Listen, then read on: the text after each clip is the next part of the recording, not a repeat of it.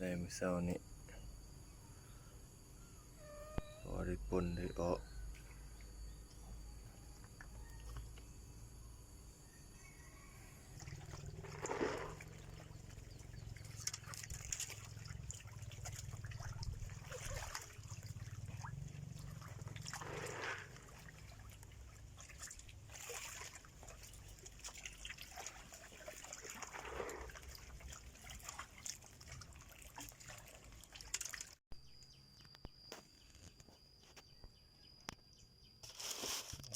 1 เดือนปลายในหนึ่ง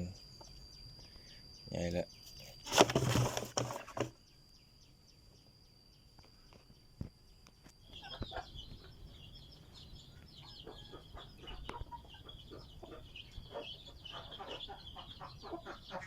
หาเลาะเก็บไข่เป็ด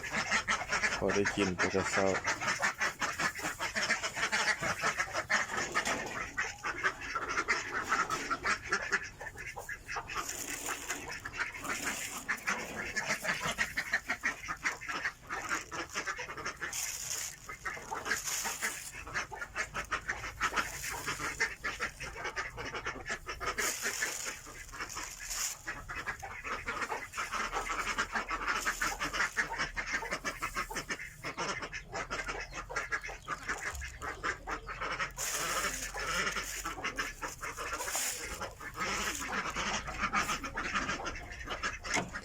มีไข่ไก่เห็นไหมเนี่ย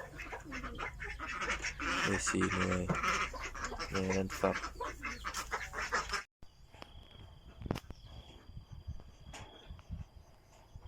ต้นกล้วยกำลังขึ้นงามติดกับทุกต้น